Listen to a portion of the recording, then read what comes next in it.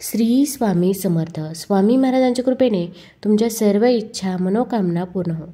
All-rounder या Marathi YouTube चॅनलवर तुमचं मनापासून स्वागत आहे.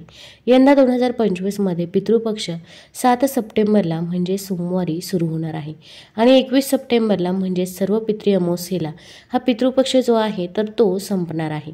आपल्या हिंदू धर्मामध्ये असे मानले जाते की मृत्यूनंतर आत्म्याचा एक नवा प्रवास सुरू होतो. आपल्या हिंदू धर्मामध्ये पितृपक्षाला विशेष महत्त्व दिले जाते. पितृपक्षामध्ये कोणत्याही प्रकारचे शुभकार्य हे केले जात नाही. पितृपक्ष किंवा श्राद्ध पक्षाला हिंदू धर्मात विशेष महत्त्व आहे.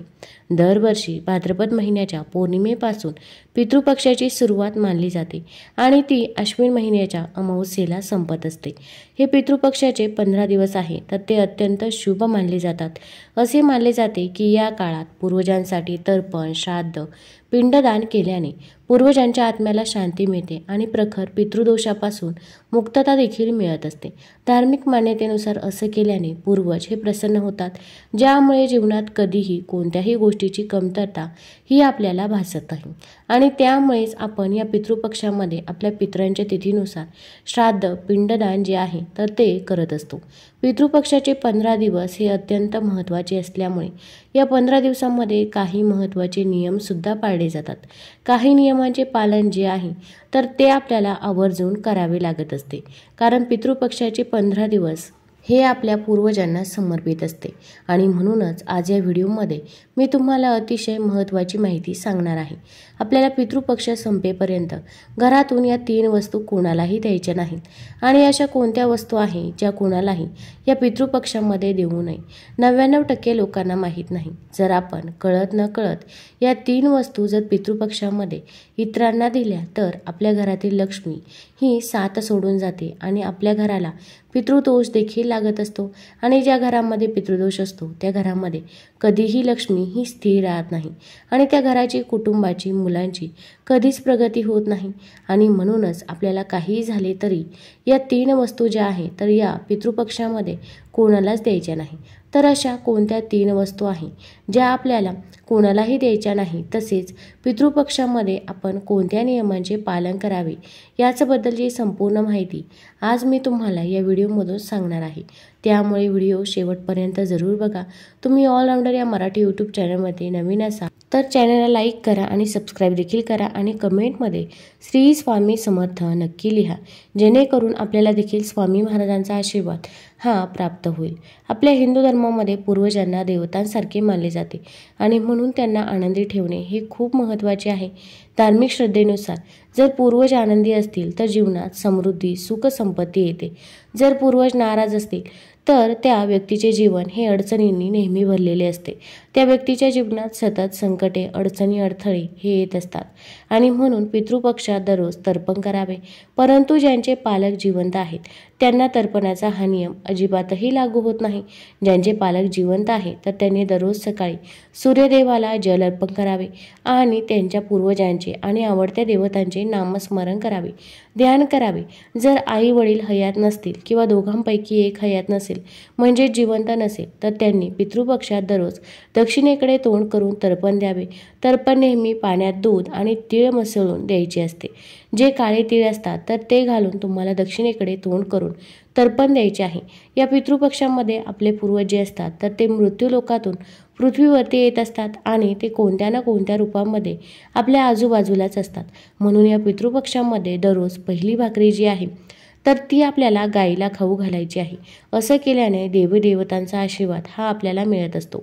शास्त्रामध्ये असं म्हटलं आहे की पितृपक्षात पूर्ण भक्तीने गाईला चारा किंवा चपाती खाऊ घातली तर श्राद्ध कर्माचे पूर्ण फळ प्राप्त होते आणि पितर जे आहे तर ते संतुष्ट होऊन आपल्याला सुखी संसाराचे आशीर्वाद देत असतात.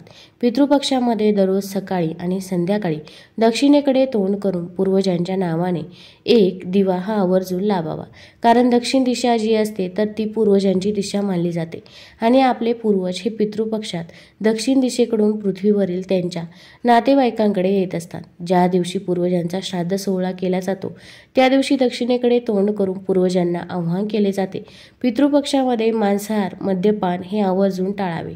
यज्ञ, अनुष्ठान किंवा इतर धार्मिक कार्यसुद्धा पितृपक्षामध्ये करू नये. जसे की नवीन घर खरेदी करू नये, जमीन खरेदी करू नये, वाहन घ्यायचं असेल किंवा कपडे दागिने जे असतात तर ते सुद्धा पितृपक्षामध्ये खरेदी करू नये. बऱ्याच वेळा पितृपक्षामध्ये सोन्याचे भाव हे खूप कमी होतात आणि अशा वेळी आपण सोन्याची खरेदी करत असतो. परंतु पितृपक्षामध्ये सोने खरेदी करणे हे पूर्णपणे वर्ज्य मानलेलं आहे. पितृपक्षामध्ये आपण जे काही खरेदी करतो तर ते आपल्या पूर्वजांना, पितरांना समर्पित होत असतं. म्हणून त्याचा लाभ जो आहे तर तो आपल्याला मिळत नाही. म्हणून यासारख्या महत्त्वाच्या गोष्टी ज्या आहेत तर त्या आपण पितृपक्षामध्ये अजिबातही खरेदी करू नये. तसेच या पितृपक्षामध्ये दाढी, केस कापणे आवर्जून टाळावे. राग करू नये. तसेच नकारात्मक भावना ज्या आहेत तर त्यासुद्धा आपल्या मनामध्ये अजिबातही आणायच्या नाही. कांदा आणि लसूण याचा सुद्धा वापर आपण करू नये. जर आपण पितृपक्षामध्ये कांदा आणि लसूण जर सेवन केलं तर आपला राग जो आहे तर तो वाढत असतो. आपल्या रागावर नियंत्रण राहत नाही आणि आपल्या हातून काहीतरी चुका होत असतात. म्हणून असं म्हटलं जातं की पितृपक्षामध्ये कांदा आणि लसूण हा पूर्णपणे वर्ज्य ठेवावा. तसेच पितृपक्षामध्ये जर तुम्ही एखाद्या देवाला जायचा विचार करत असाल म्हणजे देवस्थान जे आहे तर तिथे भेट देणे आवर्जून टाळावे. तसेच घराची दुरुस्ती करण्याचे काम सुद्धा पितृपक्षामध्ये करू नये. कारण पितृपक्षामध्ये आपले पूर्वज जे असतात तर ते कोणत्या ना कोणत्या रूपात आपल्या घरी येत असतात. मग त्या मुंग्या असेल किंवा इतर कुठले किडे असतील तर त्यांच्या रूपामध्ये ते येत असतात आणि जेव्हा आपण घराचं काम करत असतो तेव्हा आपल्या हातून त्या मुंग्या किंवा इतर काही जीवजंतू जे असतात तर ते मरण पावतात आणि म्हणून पितृपक्षामध्ये घराची दुरुस्ती करू नये असे म्हटले जाते. पुराण आणि हिंदू धर्मशास्त्रानुसार पितृलोकांचा एक दिवस पृथ्वीवरील 1 वर्षाच्या बरोबरीचा असतो. जिथे वेगवेगळ्या जगात काळाची गती वेगवेगळी मानली जाते आणि शास्त्रानुसार पितृलोक हे असे स्थान मानले जाते जिथे मृत्यूनंतर काही काळ आत्मे राहतात, विशेष ज्या आत्म्यांना मोक्ष मिळू शकत नाही. या ग्रंथामध्ये केवळ फक्त पितृलोकांचेच वर्णन नाही केले तर तेथे कालखंडाचा तपशीलवार वर्णन देखील केलेलं आहे. गरुड पुराण आणि शास्त्रानुसार देव, मानव आणि पूर्वजांसाठी काळाची गणना वेगळी आहे. मानवाचे 360 दिवस हे देवांच्या एका दिवसासारखे आहे आणि मानवाचे 30 दिवस हे पूर्वजांच्या एका दिवसासारखे असतात. आणि या गणनेनुसार पितृलोकांचा 1 महिना पृथ्वीच्या 30 वर्षांइतका आहे आणि पितृलोकांचे 1 वर्ष हे पृथ्वीच्या 360 वर्षांइतके आहे. आणि पुराणानुसार यमराजाला धर्मराज असे म्हणतात. तो पितृलोकांचा अधिपती आहे. मृत्यूनंतर आत्म्याचा न्याय करणे आणि त्यांना स्वर्ग, नरक किंवा अगदी पुनर्जन्माचा मार्ग दाखवणे हे यमराजाचे काम असते. शास्त्रामध्ये असे म्हटले आहे की आत्मा पितृलोकातून पूर्वजन्मासाठी पृथ्वीवरती येत असतो आणि म्हणून जर आपण पूर्वजांसाठी श्राद्ध, पिंडदान किंवा काही धार्मिक विधी केले तर आपल्या पूर्वजांना पुनर्जन्म प्राप्त होतो. आपल्या पूर्वजांच्या आत्म्याला शांती मिळत असते आणि आपले पूर्वज हे आपल्याला भरभरून आशीर्वाद देत असतात. आणि म्हणूनच पितृपक्षामध्ये आपल्याला पूर्वजांच्या तिथीनुसार श्राद्ध, पिंडदान जे आहे तर ते केले जाते. या पितृपक्षामध्ये आपले जे पूर्वज असतात तर त्यांच्याबद्दल वाईट बोलू नये. बऱ्याच वेळा आपल्या पूर्वजांबद्दल आपण काहीतरी वाईट गोष्टी बोलत असतो कारण त्या काळामध्ये काहीतरी अशा गोष्टी घडलेल्या असतात आणि म्हणून आपण काहीतरी वाईट बोलत असतो. परंतु पितृपक्षामध्ये आपल्या पूर्वजांबद्दल कोणतेही वाईट गोष्टी ज्या आहेत तर त्या बोलू नये. तसेच घरातील वडीलधाऱ्यांचा आणि पूर्वजांचा अपमान करू नये. त्याचबरोबर पितृपक्षामध्ये शुभकार्य, मुंडन, लग्न, ग्रहप्रवेश, नामकरण इत्यादी धार्मिक विधीसुद्धा करू नये असे म्हणतात. पितृपक्षाच्या काळात अशुभ गोष्टी ज्या आहेत तर त्या आवर्जून आपल्याला टाळायच्याच आहे.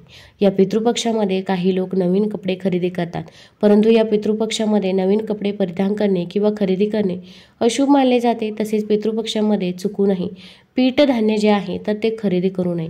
पितृपक्ष लागण्या अगोदरच तुम्हाला जे काही धान्य आहे तर ते दळून घरामध्ये आणायचं आहे, परंतु पितृपक्षामध्ये पीठ किंवा धान्य जे आहे तर ते खरेदी करून आणू नका. ते आपल्या पितरांना समर्पित होत असते. त्याचबरोबर पितृपक्षामध्ये चुकूनही झाडू खरेदी करू नका. जर आपण झाडू खरेदी केला तर धनहानी होऊ शकते. आपल्या घरातील लक्ष्मी ही नष्ट होते. घरात गरिबी आणि दरिद्रता येत असते आणि म्हणूनच पितृपक्षामध्ये चुकूनही झाडूची खरेदी ही केली जात नाही. त्याचबरोबर पितृपक्षामध्ये चुकूनही मोहरीचे तेल जे आहे तर ते सुद्धा खरेदी करू नये. मोहरीचे तेल हे शनी ग्रहाचे प्रतीक मानले जाते आणि जर आपण पितृपक्षामध्ये मोहरीचे तेल खरेदी केलं तर शनीचा अशुभ प्रभाव जो आहे तर तो आपल्यावरती पडत असतो आणि यामुळे आपल्या घरात जीवनात कटकटी होऊ लागतात. तसेच पितृपक्षामध्ये शिळं अन्न खाऊ नये. या व्यतिरिक्त चणे, मसूर डाळ, साग, सातू, जिरे, मुळी, त्याचबरोबर काळं मीठ, काकडी, दुधी भोपळा यांचं सेवन देखील आवर्जून टाळावे. त्याचबरोबर पितृपक्षाची समाप्ती होईपर्यंत तुम्हाला तुमच्या घरातील या 3 वस्तू ज्या आहेत तर त्या अजिबातही कुणाला द्यायच्या नाहीत. ती व्यक्ती तुमच्या कितीही जवळची असेल तरी सुद्धा ज्या वस्तू आहे तर त्या तुम्हाला अजिबात कोणाला द्यायच्या नाही. त्यामध्ये सर्वात पहिली आणि महत्त्वाची वस्तू जी आहे तर ते म्हणजे उसने पैसे. तर पितृपक्षामध्ये कधीही कोणाला उसने पैसे देऊ नका किंवा कोणाकडून उसने पैसे सुद्धा तुम्ही घ्यायचे नाही किंवा कर्ज देखील तुम्हाला पितृपक्षामध्ये घ्यायचं नाही. जर आपण पितृपक्षामध्ये पैशांची देवाणघेवाण केली, पैसे उसने दिले किंवा उसने घेतले तर आपल्या घरातील लक्ष्मी ही साथ सोडून जाते. घरातून लक्ष्मी ही कायमची निघून जाते. धनहानी होत असते आणि आपल्याला आर्थिक समस्यांना सामोरे जावे लागत असते. म्हणून पितृपक्षामध्ये चुकूनही तुम्ही पैसे जे आहे तर ते कोणाला उधार देऊ नका. यानंतर पुढची वस्तू आहे तर ती म्हणजे कुशा. कुशा हे सर्वांनाच माहीत आहे, ज्यामध्ये आपण पितरांना तर्पण करत असतो. त्यावेळी कुशा म्हणजेच कुशाचा वापर आपण जो आहे तर तो आवर्जून केला जातो. कुशाशिवाय पूर्वजांचे म्हणजेच पितरांचे तर्पण सुद्धा पूर्ण होत नाही, ते अपूर्ण मानले जाते. त्यामुळे आपल्या घरातील कुशा जी आहे तर ती चुकूनही कोणालाही द्यायची नाही. यानंतरची पुढची वस्तू आहे तर ते म्हणजे तांदूळ. बघा, पितृपक्षामध्ये दान करणे हे सर्वश्रेष्ठ मानले जाते. पितृपक्षामध्ये दान केले तर त्याचा आपल्याला दुप्पटपटीने फळ प्राप्त होते. परंतु दान करताना आपल्याला पैशांसोबतच तांदळाचं दान सुद्धा करायचं नाही. तांदूळ जे आहे तर ते चुकूनही कोणाला द्यायचे नसतात, कारण पितृपक्षामध्ये आपण तांदळाची खीर बनवत असतो, दही भात बनवत असतो आणि ते पूर्णपणे आपल्या पूर्वजांना पितरांना समर्पित असते. त्यामुळे शक्यतो तुम्हाला या पितृपक्षाच्या 15 दिवसांमध्ये कोणालाही तांदूळ जे असतात तर ते चुकूनही द्यायचे नाही. त्याचबरोबर पितृपक्षामध्ये दररोज संध्याकाळी आपल्या घरामध्ये दक्षिण दिशेला एक दिवा तुम्ही हा आवर्जून लावावा. दक्षिण दिशेला पितरांसाठी दिवा लावला तर पितरांच्या वाटेतील अंधार हा दूर होतो आणि आपल्या आयुष्यातील सुद्धा अंधार जो आहे तर तो दूर होत असतो. आपल्या आयुष्यात जे काही संकटे, अडचणी, अडथळे आहे तर ते दूर होत असतात. म्हणून पितृपक्षामध्ये दररोज संध्याकाळी दक्षिण दिशेला एक दिवा हा तुम्ही आवर्जून लावा. मग हा दिवा कसा लावायचा आहे, आपण एक प्लेट घ्यायची आहे. प्लेटमध्ये अखंड तांदूळ ठेवावे. तांदळावरती हळदी कुंकू अर्पण करावा आणि त्यावरती मातीची पंती ठेवायची आहे. त्यामध्ये मोहरीचं तेल टाकायचं आहे. त्या दिव्यामध्ये थोडेसे काळे तीळ टाकायचे आहे. दिवा प्रज्वलित करायचा आहे. दिव्याला हळदी कुंकू लावायचं आहे. दक्षिण दिशेकडे हा दिवा ठेवायचा आहे. त्यानंतर आपण आपल्या पूर्वजांचे, पितरांचे स्मरण करायचे आहे. पितृ अष्टक पठण करायचं आहे. तसंच आपल्या पूर्वजांकडे माफी दे. आपल्या मित्रपरिवारासोबत जरूर शेअर करा. धन्यवाद.